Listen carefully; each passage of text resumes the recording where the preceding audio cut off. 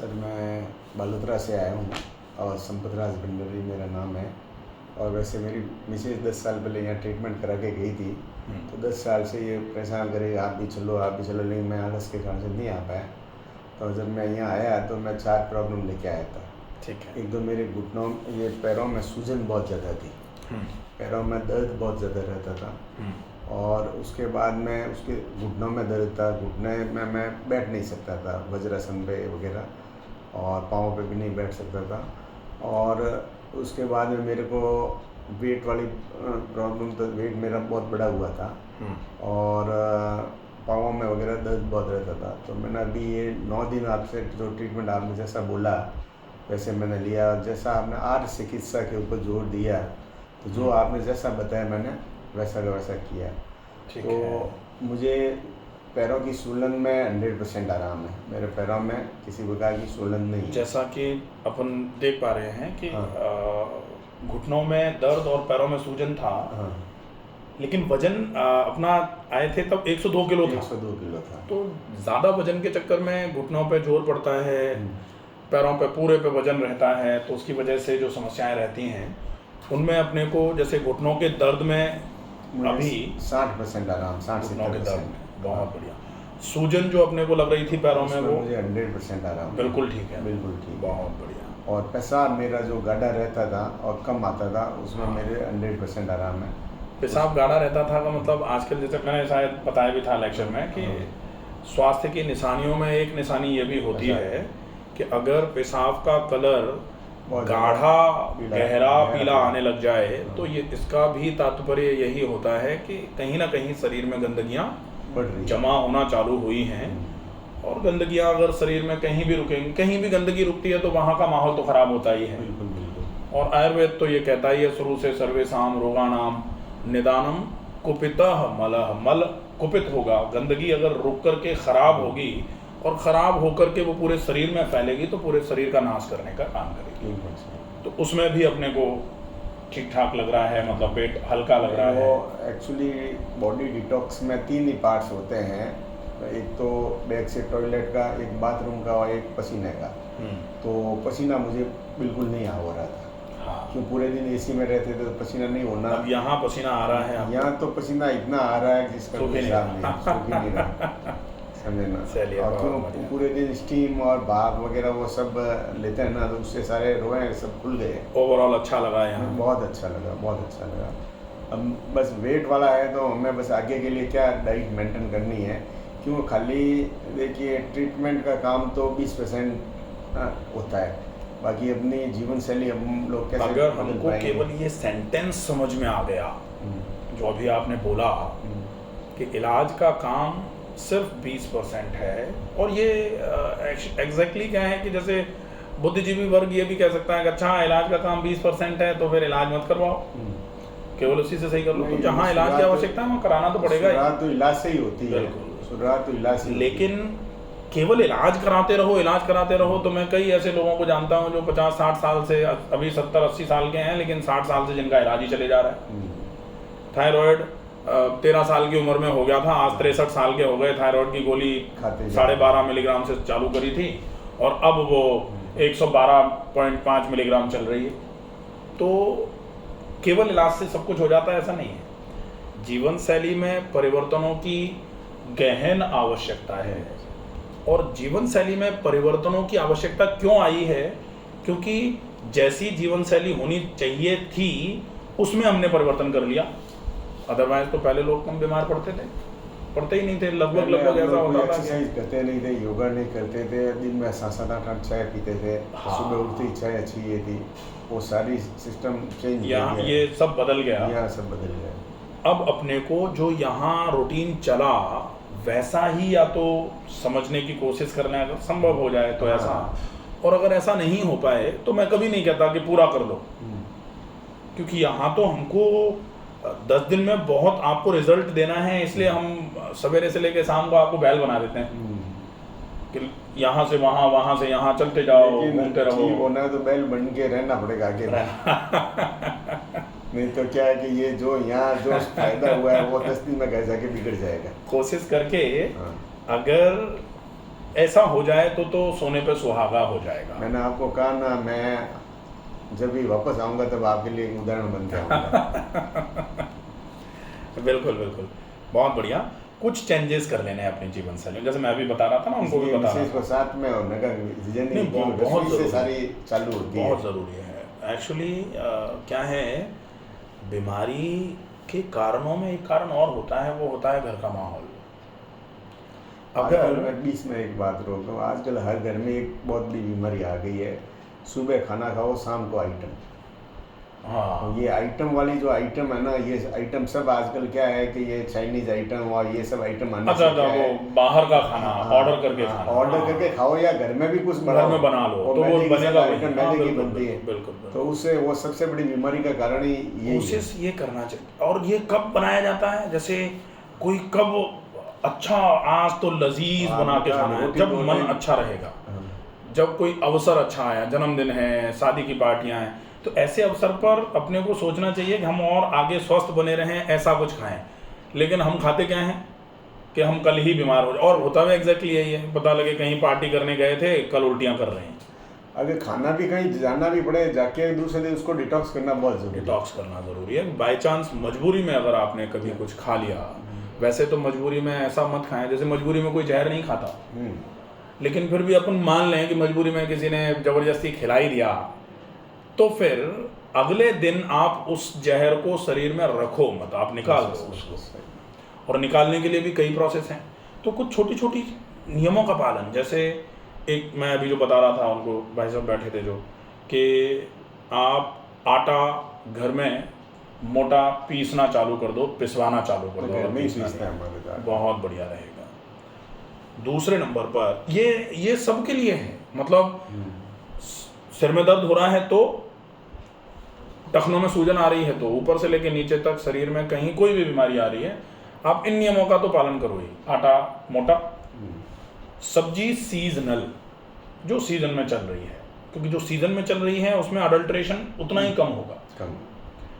और कोशिश करें उस सब्जी को बनाने में बहुत ज़्यादा रेसिपीज़ का उपयोग ना करते हुए कोशिश ये किया जाए कि उस सब्जी को जितना आसान बनाने के तरीके से बन जाए, खाली जीभ का स्वाद नहीं देगा। हाँ, तो वो ध्यान रख लिया जाए।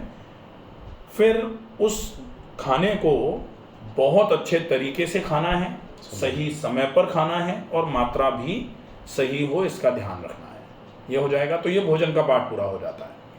अब कोशिश ये भी करी जाए कि इस भोजन को जो हमने कर लिया है, खा लिया है, शरीर में पहुंचा दिया है, उसको पचा दिया जाए। पचाने के लिए व्यायाम किया जाए, और पचाने के बाद वो पूरे शरीर के हर कोष तक पहुंचे, हर कोशिका तक पहुंचे, इसके लिए भी व्यायाम ही किया जाए, जिसमें आप कार्डियोवैस्कुलर एक्टिविटीज़ कर सकते हैं या प्राणायाम कर सकते हैं। तो वो शरीर के जगह जगह पहुंचेगा। क्योंकि पेट बढ़ता जा रहा है, पेट फूलता जा रहा है, ढोलक होता जा रहा है, इसका रीज़न सबसे बड़ा क्या है कि हम खा रहे हैं, पेट में भरता जा रहा है, कहीं इधर उधर जा ही नहीं रहा। तो सर्कुलेशन वो पूरे शरीर में फैले, तो शरीर में भोजन की मिली ऊर्जा को पूरे शरीर में फैलाने का काम भी अपने को करना है। अच्छा, कुछ जीवन शैली के परिवर्तन हैं जिनको अवश्य किया जाए। जैसे अपन ने यहाँ देख लिया, सवेरे जल्दी जगना है, जगते ही पानी पीना है, ऊषा पान, ऊषा पान गर्म भी मत पियो, आप तो सादा पियो, प्रकृति के अनुरूप, मतलब रिटर्न टू नेचर। अपन कहते हैं रिटर्न टू नेचर, मतलब प्रकृति के पास चलो, दोबारा प्रकृति की ओर चलो। अगर बीमार हैं तो बीमारी तभी दूर होगी जब हम यू टर्न मारेंगे, प्रकृति के पास चल के आ जाएंगे। अब हम क्या कर रहे हैं आजकल, प्रकृति को अपने कमरों में ला रहे हैं। प्राकृतिक सीनरी कमरे में लगा दी। प्राकृतिक सीनरी कमरे में लगाने से उसका केवल आंखों को थोड़ा जरूर मिल सकता है कि चलो ग्रीन ग्रास, आजकल वो चल रहा है टेरेस गार्डन, टेरेस पे वो ग्रास लगा दी, वो वाली प्लास्टिक वाली, उस प्लास्टिक वाली ग्रास से कुछ नहीं होना। तो रियल नेचर के पास जाना पड़ेगा, ना कि आर्टिफिशियल नेचर अपने कमरे में क्रिएट करवाना, वो तो नहीं चलता फिर। ठीक है। दूसरा ये विशेष ध्यान रखना पड़ेगा कि शाम का खाना सोने के 3 घंटे पहले कर दो। आप अगर कभी वैसे भी जैन रात्रि को त्याग देखेंगे, बहुत बढ़िया, आप तो कर दो त्याग कि भाई सूर्यास्त के बाद अगर भोजन नहीं कर रहे हैं, ये मान लो स्वास्थ्य की तरफ एक बहुत बड़ा कदम है, ये स्वस्थ शरीर पाने के लिए ये हो जाएगा। इसके बाद एक और ध्यान रखना है कि इसको नियम बना दो कि अगर आज हम व्यायाम करने से चूक गए तो आज हम खाना भी नहीं खाएंगे। मतलब एक वो होता है ना, एक स्ट्रिक्ट नियम कि घर में आपने अगर हमने किया तो खाना नहीं मिलेगा टाइप, या फिर आप जूते पहन के घर में आ गए हो तो अब आपको कुछ और पोंछा लगाना पड़ेगा, ऐसे टाइप का जो नियम होता है ना, ऐसे एक नियम बना दो कि भाई आज आपने व्यायाम नहीं किया इसलिए आप खाना नहीं खाएंगे। इससे क्या होगा, अच्छा इससे एक चीज़ बन जाएगी कि खाना खाने का मन अगर कर रहा है तो मजबूरी में व्यायाम करना पड़ेगा, और एक बार मजबूरी में भी व्यायाम शुरू होगा तो व्यायाम का फ़ायदा जब मिलना चालू होगा तो मजबूरी जो है ना वो आपकी चाह में बदल जाएगी, व्यायाम करने की चाह जनरेट होना चालू हो जाएगी।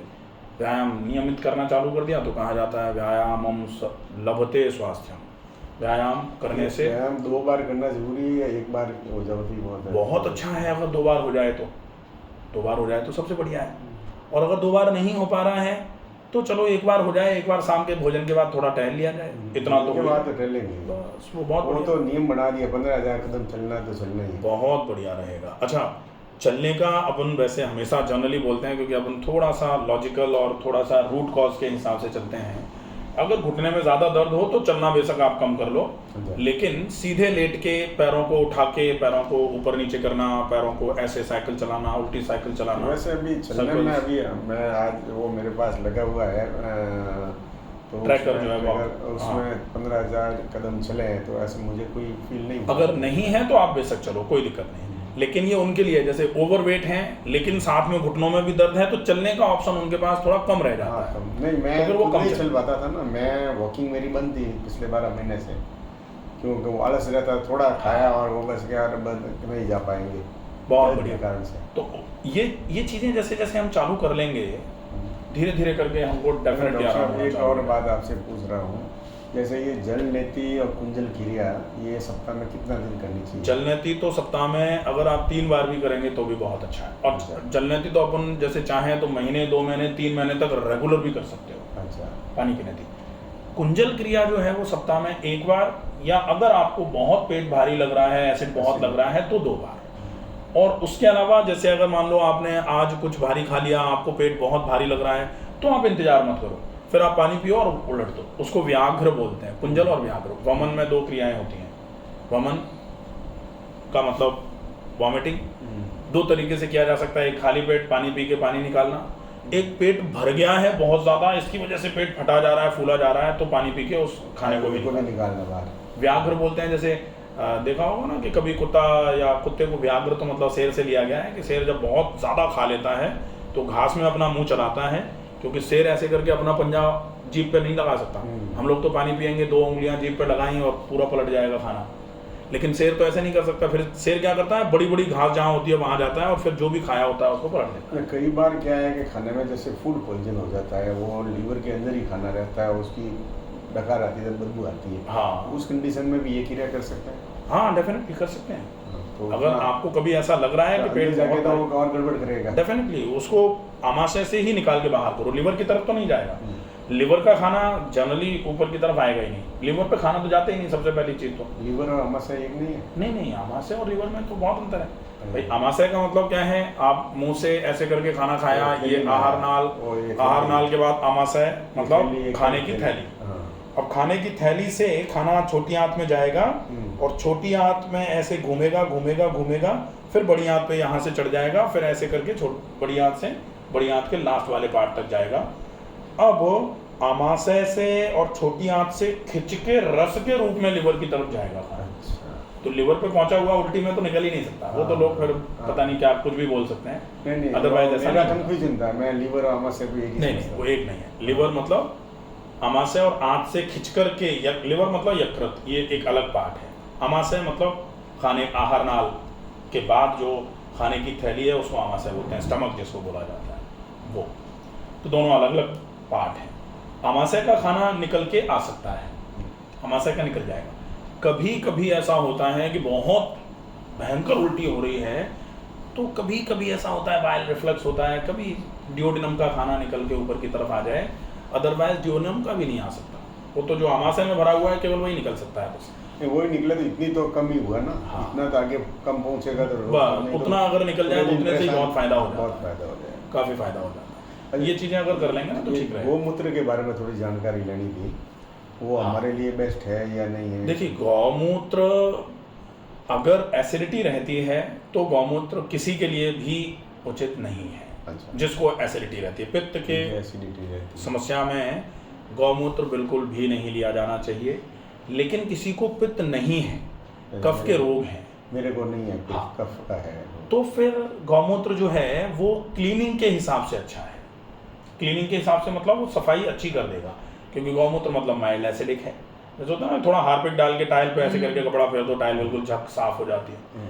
ऐसे ही गौमूत्र पी के थोड़ा ज़्यादा मात्रा में पानी पी लो, पूरी आंतें बिल्कुल साफ हो जाती हैं। अगर गौमूत्र खिंच करके थोड़ा सा लिवर की तरफ चला गया तो वो फिर जहाँ जहाँ जाएगा वहाँ वहाँ के जगह को साफ करवाने का काम कर देगा, तो अच्छा है। लेकिन अगर किसी को एसिडिटी रहती है तो फायदा तो बाद में करेगा, एसिडिक है तो पेट को पहले जलाएगा। हाँ, तो इनके लिए नुकसान है। तो जिनको एसिडिटी है, जिनको पेट में जलन रहती है, जिनको शरीर में गर्मी रहती है, उनको गौमूत्र नहीं लेना चाहिए। अब लोग कहते हैं गौमूत्र पानी मिला के ले लो, ऐसे ले लो, कैसे भी मत लो। जिनको पित्त गर्मी नहीं है, हर चीज़ का लॉजिक है, बिना लॉजिक बिना तो सलाह वो ले लें, वो उन लोगों के लिए ठीक है, वो चलेगा। अब आगे के लिए इनके लिए जैसे है तो